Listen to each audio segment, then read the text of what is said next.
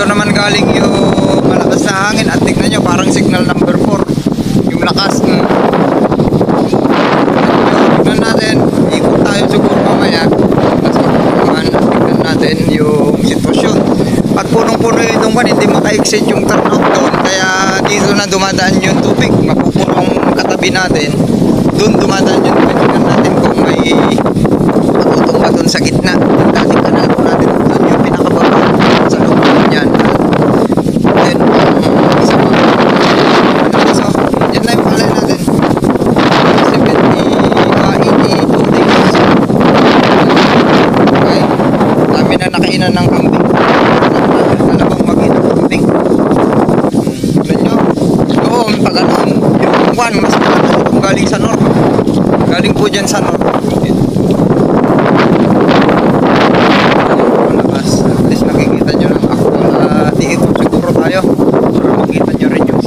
Ayan na yung palay natin, oh. Tingnan nyo kung gaano kabilis mahinog yung palay po natin at gaano ka quality yung butil ng palay. Ang lalaki, nililintog. Nililintog na kasi yung tubig ulan ay napapakinabangan na po natin.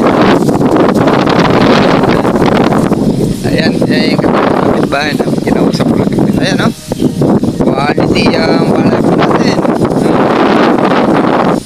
Yung nakikita po natin dito na mas maganda doon banda.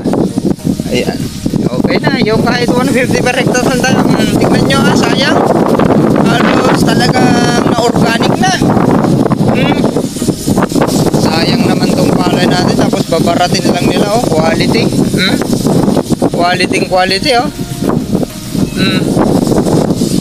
Muna tayo. Yan, ganyan kalakas na hangin, dire-diretso, tapos malakas ang ulan. Mamayang gabi ay kung mahina lang yung palay po natin, ang bigat ng butil ay tapantapa yan. Ang bigat ng butil. Lalo mas sinumutan sa banda doon. Ayan, oh, may tubig dito, oh. Ibig sabihin may tubig dyan sa gitna, hindi kasi maka-exit yung turnout dito. Punong-puno dyan, lahat ng palayan dyan papunta dito, yung turnout na impurnal dyan hindi maka-exit, kaya wala nang time na matitigas itong kuwan natin. Dami ng kinainan ng ano, kinainan ng kuwan, yung kakain din ng palay yung kuwan, got. Ay nako, yung kuwan natin hindi ma-address yung presyo ng palay po natin, dapat na or ibalik yung RTL, kasi dapat may balik yung kapangyarihan ng NFA para magpulis, para matignan yung mga traders at buyer na sinasamantala po yung kuwan natin. Wala, rice granary po tayo. Kung ganyan lang palagi, walang mangyayari po sa atin. Hindi naman kayang bilhin, kakarampot, pero okay na rin yan, masolusyonan yan. Live kanina, live pa hanggang ngayon, at napapunta tayo dito, at least naman ay maayos yan mga nasa DE, listahan at dyan sa NFA, para maging di naman tayo kawawa, pero kawawa tayo dyan kung hindi mapagtuunan ng pansin. Walang floor price na binabanggit hanggang ngayon, ay talo dyan, babaratin lang po tayo dyan. Yung mga trader, kahit nga sinabi ko dyan na kahit man lang 15 to 16 pesos ay okay na po tayo dyan. Like kung walang sinusunod yung mga buyers at trader, ay talo tayo. May 12 pesos, may 10 pesos pa sa iba. Tignan nyo, quality, malalaki na. Labasan na yung mga dambuhalang butil po natin, di ba? Halos walang ipa. Yun na lang batok, mabubuha yung batok. Quality po ba? Steering post.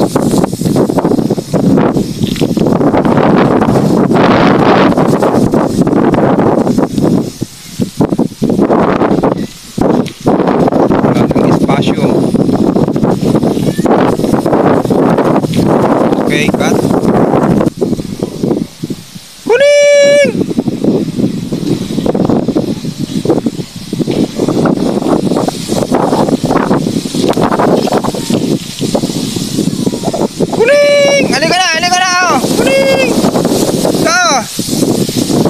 Kita nyo ba yung quality ng palay po natin sa tinipid ng protocol at sa dry season ay maglalatag po tayo ng kuan. Pwede nyo rin pa rin sundin, pero yun nga, last na magpa-vlog tayo, may pagpupukusan po tayo ng ibang pagkakakitahan po. Okay, sharing is caring. Pas nang pumunta na dito yung kanya tumba niya. Kuning! Diba, kabilis natin nagpahinog.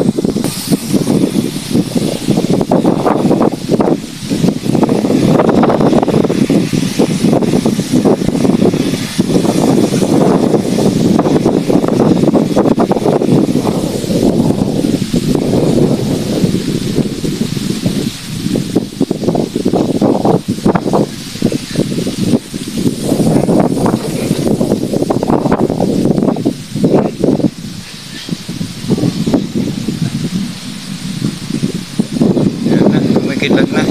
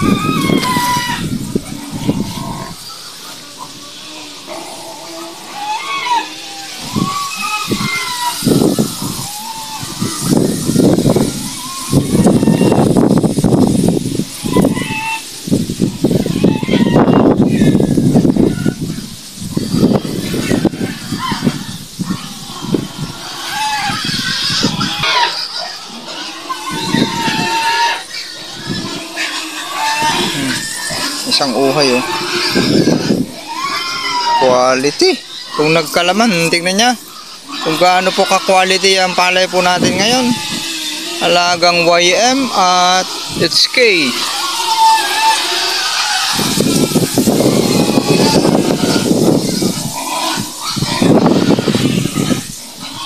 Tingnan na ng mga alaga natin ha. Ang haba.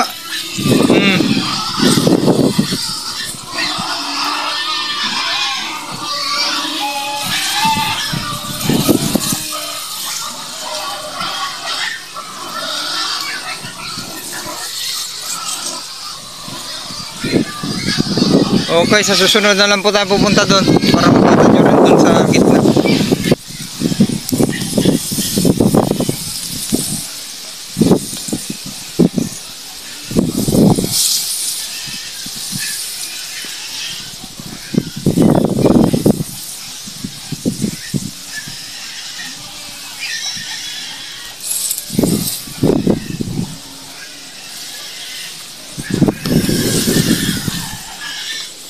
May tubig pa dito sa gitna.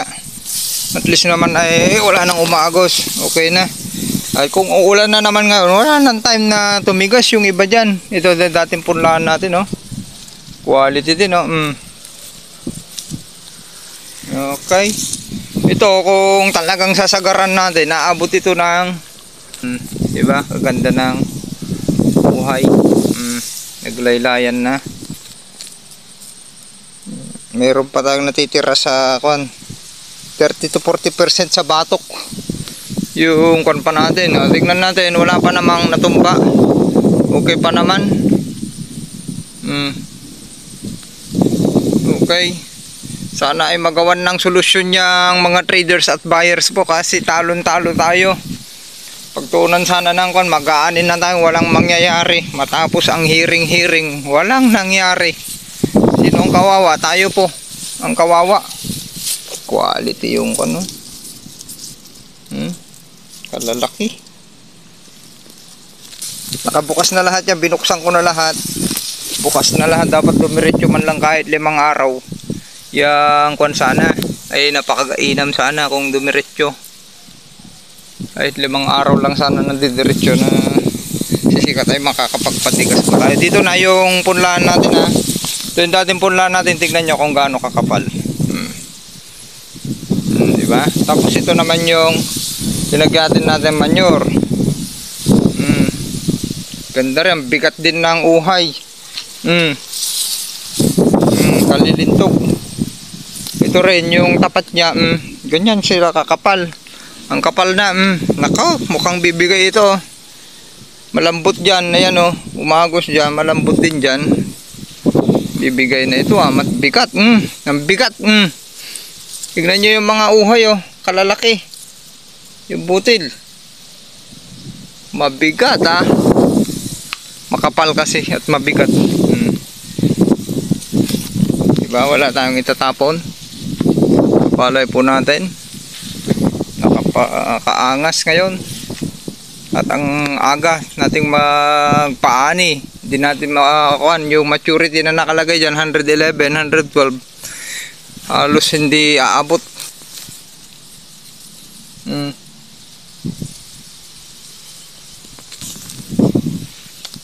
Tok-tok, wala na kayo makita, puro uhay, nakalilintog. Kaya ngayong tinatansya ko 150 na dineclare ko sa inyo, yung rough computation natin dyan ay mababa po yan. Yan na, kahit ganyan na lang, at least na ipakita ko sa inyo na sa protocol natin ngayon ay talagang walang lugi. Sa pagkuhan natin, dapat mapag-observe kayo, ganyan yung pagpaparmingan dito sa Pilipinas. Dahil walang presyo, kailangan maging wais, mapag-observe, hindi lang sa mga nasasakupan, ay kailangan pang buong bansa. Nakamonitor tayo sa mga mangyayaring presyo. Number 1 dyan. Okay, tapos sa dry season dapat mamili kayo, pumili ng variety na mahal. Kang inred man yan, yung mahal na bilhin, hindi yung binabarat. Gaya ng RC22 to, binabarat po yan, 4 auto. Yung mabintog at maganda yung milling recovery. Ito yung lagyan ng manure. Kaya ang kapal ng uhay dito, parehas din dito sa hindi nalagyan ng manure, dahil ito yung malakas umani dati. Ang laki ng palay dito. Tara doon sa likod. Bago tayo uuwi, at least nakaikot na tayo para bukas kahit hindi na tayo iikot. Hindi rin nalagyan to. At least na improve na yung mga linagyan natin ng manure. I-evaluate nyo na kung mahina po ba yung protocol natin na tinipid. Makikita nyo na. Okay, dito na tayo sa kan. Ang daming tinumba na ng crickets dito na tayo sa pangalawa. Ito, nalagyan din ito ng manure yan, 2 pinitak.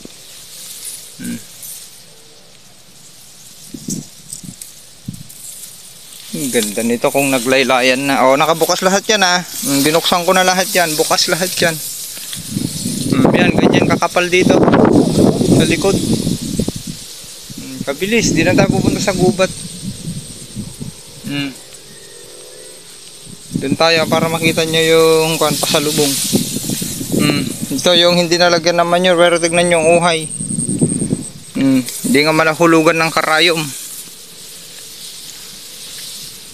Hindi nalagyan to ng manure Yan yung protocol natin. Kung linagyan natin ng manure ito at maraming abono, wala na. Naglalaro na itong palay natin. Ibig sabihin, kinakaya na ng palay po natin yung mababang abono. Yung oras na, alas 5 na ata. Uwian na. Ganyan. Tangkad ng palay, kaya nakataas yung kamay ko nakataas sa kilikili. Yung palay po natin hanggang kilikili ko. Nakataas yung cellphone.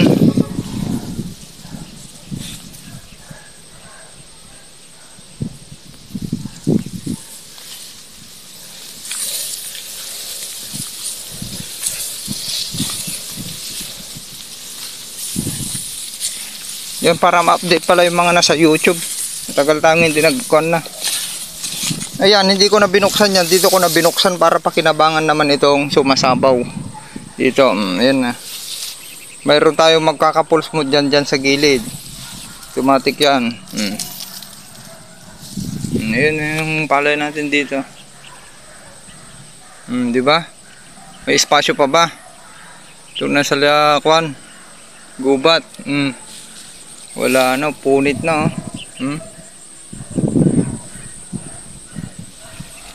Dito naman, ganun din.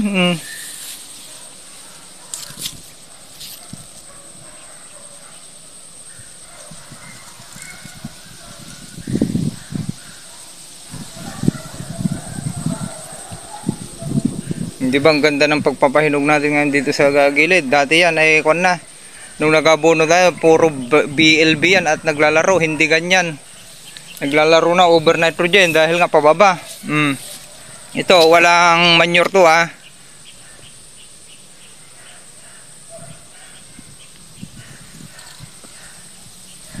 Okay, tara doon.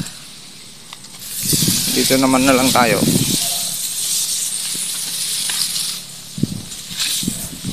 Yan, taas na lang natin. Wala naman nang makita dyan. Quality.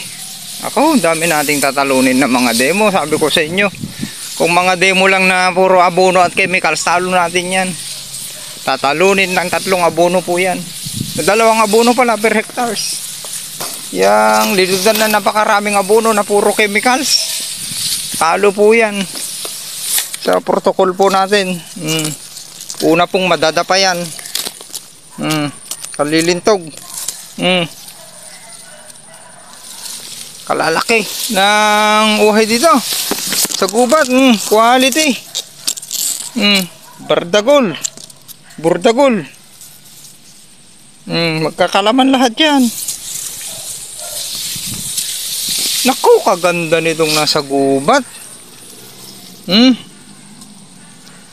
Ngayong may laman na oh. May pulse smooth tayo. Ayun, na pulse smooth na. Over na. Okay. Dadaanan doon tayo sa gubat. Tignan natin yung mga kon dyan. Tinira ng manok. At yan ang pulse smooth. Pwede na tanggalin to. Kakalat. Ganyan na. Kukunti naman. Hindi na makanyan. May halo.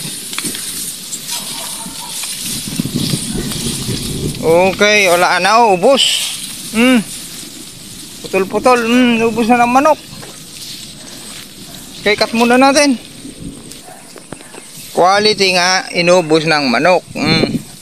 Inubos ng manok. Naubos. Putol lahat. Perwisyo yung mga nag-squatter. Meron pa dun. Wala na. Naku, 10 days pa tayo dyan.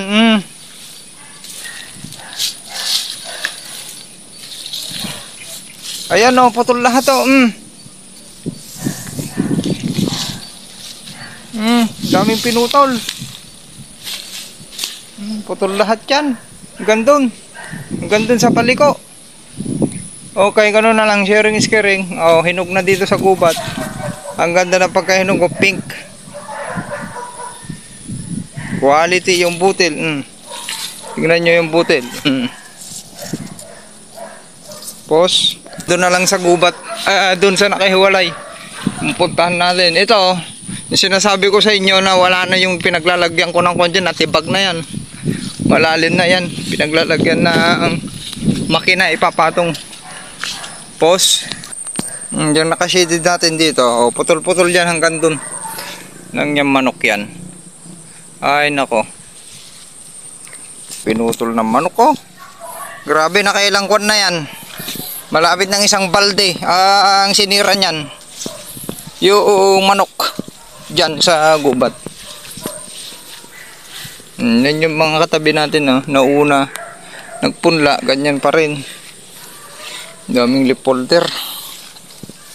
Okay, cut na. Sharing is caring. On damo na. Okay na.